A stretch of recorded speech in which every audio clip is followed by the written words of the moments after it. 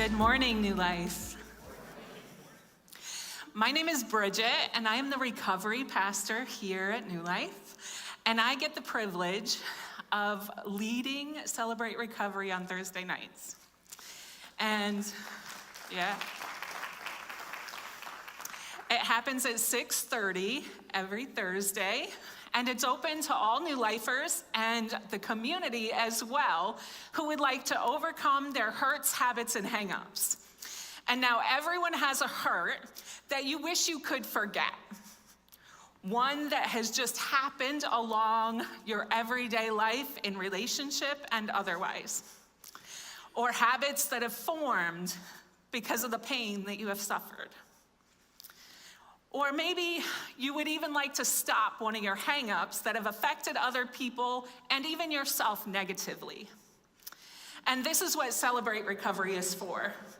And let's be honest, we could all attend. And so consider this an invitation for you to come check it out on a Thursday night. We would love to have you. So many of you may not know that between the ages of 18 and 19, I married the love of my life, Steve. I moved down to Pennsylvania to enroll in college, and I helped open a store in Dixon City, PA, that was the Sam's Club, all in that 1 year. So while I was at Sam's Club, I learned a ton of things. It helped me to get through college, which was a huge blessing. And while I was there, I got to be a grocery stocker. I was a forklift driver. I was a cashier. I worked in the cafe and the bakery. But there was this one time that I remember being in the cafe, and I was the closer. I would go to college, and then I would close at Sam's Club. And one night, I was closing up and realized that they had a cashier's meeting that night. And most nights, they would come over into our area, and they would use our benches, and we would often make them pizza before they finished out their meeting. And so I was there, and I asked because I didn't hear any orders for pizza that night. So I asked the supervisor, and I said, "Did you guys need pizza tonight?" And he was like, no, we're good. I was like, okay, I'm gonna close up then.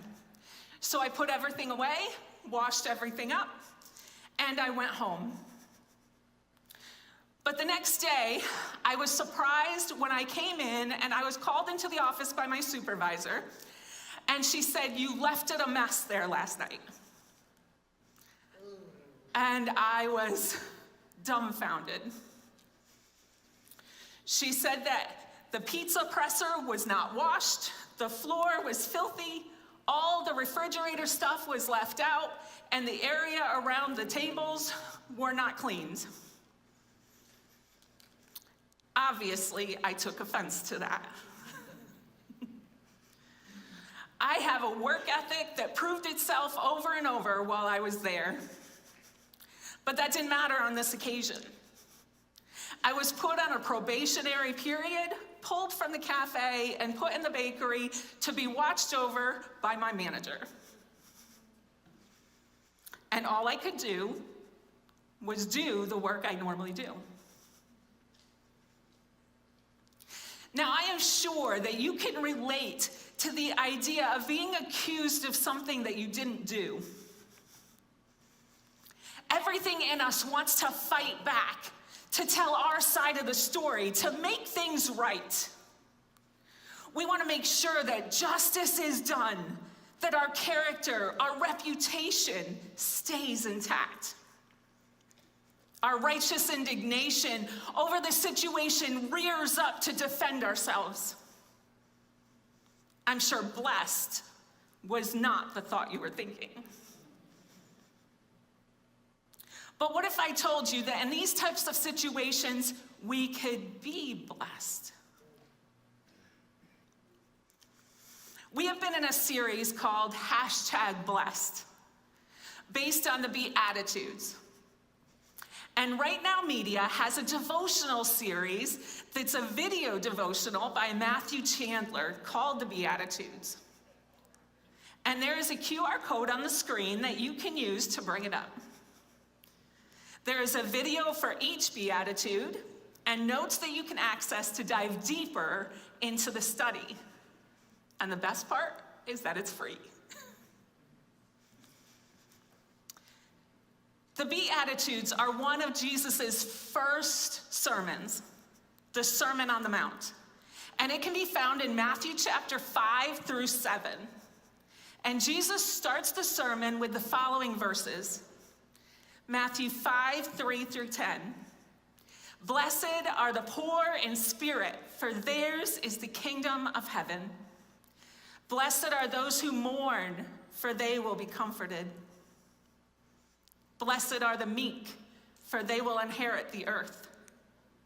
Blessed are those who hunger and thirst for righteousness, for they will be filled. Blessed are the merciful, for they will be shown mercy. Blessed are the pure in heart, for they will see God. Blessed are the peacemakers, for they will be called children of God. Blessed are those who are persecuted because of righteousness, for theirs is the kingdom of heaven. Katie, our student ministries pastor, started the series with verse 3. She reminded us that being blessed means more than just being happy. It includes the idea of being fully satisfied. She testified that the poor in spirit are those who recognize their need for God, that apart from the salvation that He provides, we have nothing good in us. Pastor Marisa spoke last week on verse 4. She taught us that we recognize that when we are poor in spirit, we start to see our sin and mourn it.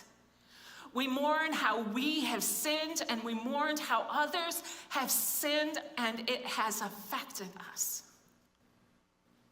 She reminded us that when we bring it all into God, all our pain, He will comfort us. Today we will focus on Matthew 5:5. Blessed are the meek, for they will inherit the earth. Is meekness weakness? And if meekness is not weakness, then what is it? And why is it important to us?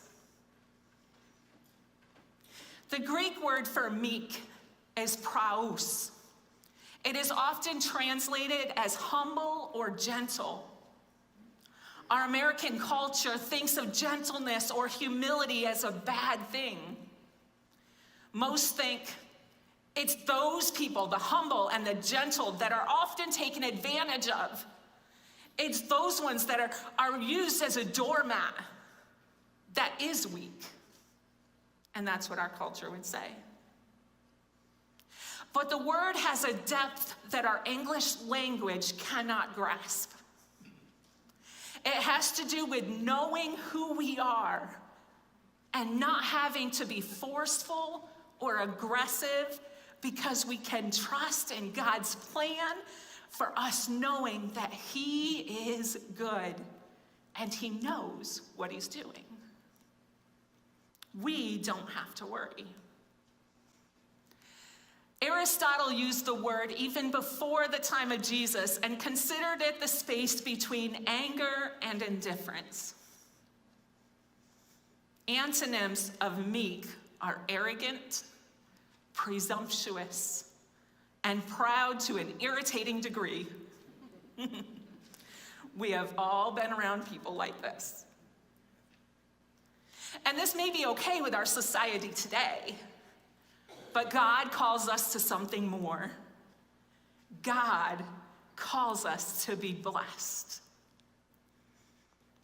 The world will tell you that meekness is weakness and that it is foolishness. But what is foolishness to man is wisdom to God. And if we are not careful, we will listen to the wisdom of the world rather than the wisdom of God. Thankfully, we can look to the Bible so that we can better grasp what it is and why we need it in our lives.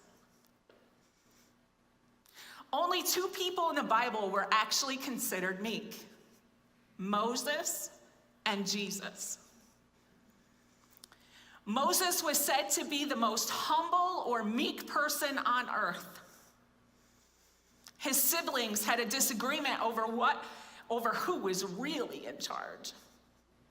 And if you have siblings, or if you're a parent of 2 or more kids, you know exactly what I'm talking about. God chose Moses to deliver his people, the Israelites, from slavery in Egypt. Moses had a brother, Aaron, whom God chose to be a priest. Aaron was best known for following the Israelites into idol worship by building a golden calf when Moses was up on the mountain getting the 10 Commandments. Moses also had a sister, Miriam, a prophetess, and best known for her poem of worship and dance to the Lord coming out of slavery from Egypt, which is found in Exodus 15. But in this instance, from Numbers 12, Miriam became proud and wanted to usurp Moses' authority. Talk about sibling rivalry. And this is what it says in Numbers 12. Miriam and Aaron began to talk against Moses because of his Cushite wife, for he had married a Cushite. Has the Lord only spoken through Moses? They asked. Hasn't he also spoken through us? And the Lord heard this. Now Moses was a very humble man, more humble than anyone else on the face of the earth. At once the Lord said to Moses, Aaron, and Miriam, "Come out to the tent of meeting, all 3 of you." So the 3 of them went out. Then the Lord came down in a pillar of cloud. He stood at the entrance to the tent and summoned Aaron and Miriam. When the 2 of them stepped forward, he said, "Listen to my words. When there is a prophet among you, I, the Lord, reveal myself to them in visions. I speak to them in dreams. But this is not true of my servant Moses.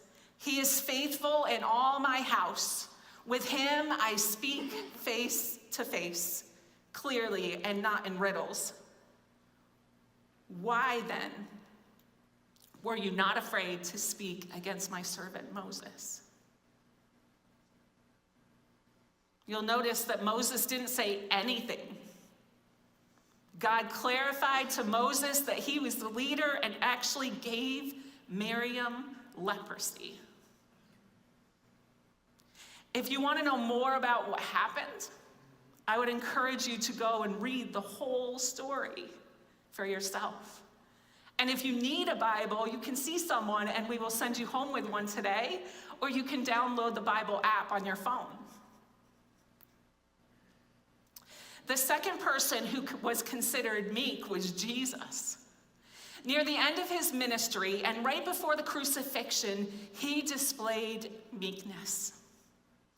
Jesus knew the will of God and why he came to the earth. He knew he was going to die. And Jesus exhibits strength under control before Pilate, the governor of the people. Matthew 27:12-14 says, "When he was accused by the chief priests and the elders, he gave no answer. Then Pilate asked him, 'Don't you hear the testimony they are bringing against you?' But Jesus made no reply, not even to a single charge, to the great amazement of the governor." Now, looking at Moses and Jesus' situation, we might think that this seems foolish. Why would neither of them defend themselves? Our natural reaction would be to raise our voices and show our anger and displeasure amid accusations. We would defend ourselves and fight for our right to be heard and justified when we were vindicated. Some of you may still be thinking, meekness is weakness. But this is the same Jesus who cast out demons, walked on water, raised the dead, and on another occasion walked right through the middle of a crowd that was ready to stone him, and he said, "Not today." He was willing to speak openly against the hypocrisy of the religious leaders of the day and cleared the temple with a whip. This is hardly weakness. Pastor Greg Laurie of Harvest Ministries talks about it this way. The word meek from the original language was used to describe reining in a stallion.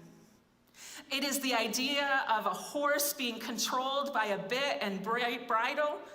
The horse is choosing to submit to authority.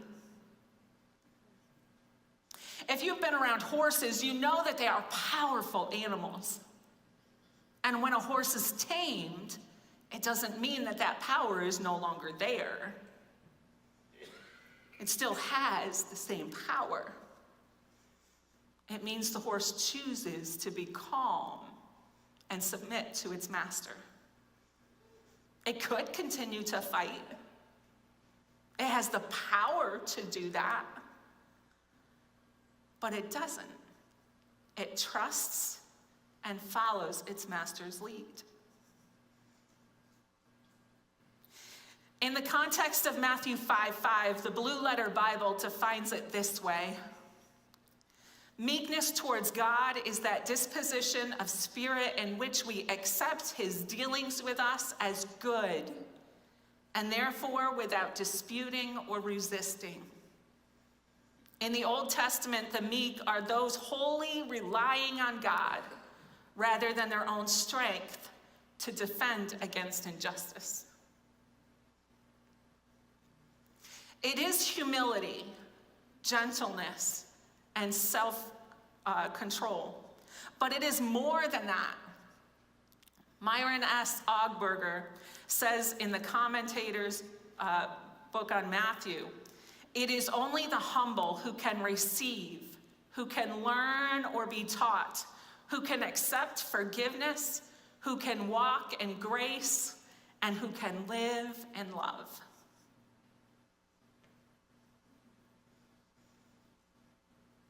The second half of the verse tells us that those who can do this will inherit the earth. And the term inherit the earth has also been interpreted as inherit the land. So when Jesus was talking to the people in this sermon, it was likely setting off ideas in their mind of freedom from oppression. But the idea Jesus was giving was not fighting back or taking by force, but rather trusting God to fight for you, to care for you. So this kingdom thinking was flipping things, their natural life responses on their head. Remember that the focus of the Beatitudes was not physical or characteristic of our outward life, but an inward attitude that only can happen through the power of God. The Beatitudes are an inward attitude that is expressed through our outward actions. As believers, we bring the kingdom of heaven to earth when we live as Jesus did. Remember that Jesus preached that the kingdom of heaven has come, but we also look forward to the kingdom he will bring in the future. Matthew 5:5 is almost a direct quote from Psalm 37:11. But the meek will inherit the land and enjoy peace and prosperity. The word but implies that there is something before it that we have to pay attention to. Let's look at a couple of verses before this verse. We'll read Psalm 37, 5 through 8. Commit everything you do to the Lord. Trust him and he will help you. He will make your innocence radiate like the dawn, and the justice of your cause will shine like the noonday sun. Be still in his presence, in the presence of the Lord, and wait patiently for him to act. Don't worry about evil people who prosper or fret about their wicked schemes. Stop being angry, turn from your rage, and do not lose your temper. It leads only to harm. So if we are defining meekness as submission to God's work in our life, the ability to be humble, teachable, restrained, self-controlled, and calm amidst injustice towards us, then this psalm gives us the steps that we can take to become a meek person. Number 1, commit everything you do to God. This means your job, your home, your relationships, your children, your spouse, your money, your everything. Trust him with it all, even when you don't fully understand what he is doing. Trust him when your child is going astray. Trust him when people walk away from you. Trust him when he removes you from your home or your job. Trust him when you lose your job and you are wondering how you're going to pay your bills next month. Number 2, be still and wait patiently for him to act. This world wants you to act and to take care of things yourself. But this says to be still before the Lord. Don't try and act out on your own behalf. Don't try to do it yourself. Allow the Lord to fight for you and to move on your behalf. Remember, he is for you.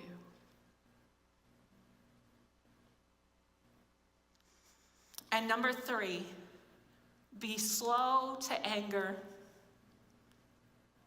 When things are not going your way or things are going wrong all around you and you feel you have been wronged, anger tends to be the first emotion that you feel. It makes you want to retaliate and lash out. But God says, don't. He says, let me take care of it for you.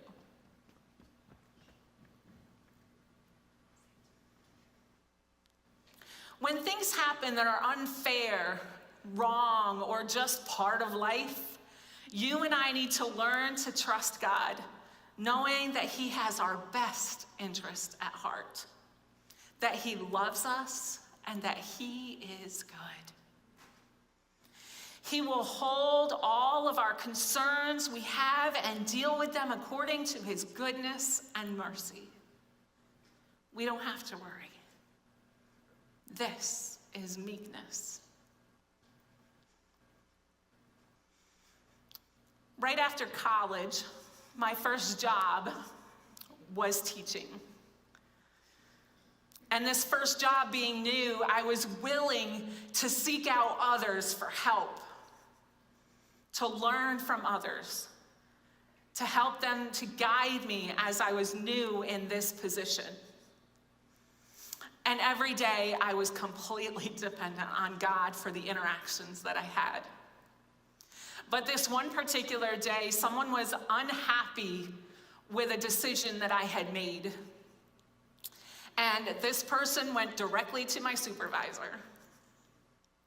And once again, I was pulled into her office. But on this particular occasion, my supervisor stood up for me. She defended the decision that I had made, and I didn't have to say anything in my defense. When I left the office, I felt so blessed. I continued to thank the Lord for how he had provided for me, defended me, and blessed me through the whole incident. What is it that we receive when we learn to have an attitude like this? The second half of the verse says they will inherit the earth. When the world is trying to push their way to the top, stepping over others and using people as a ladder to get ahead and what they want, God calls us to something more. He calls us to be blessed. We as a church can release all the pressures to propel ourselves forward and let God be God. We can trust him to lead us, teach us, direct us, and show us our next steps.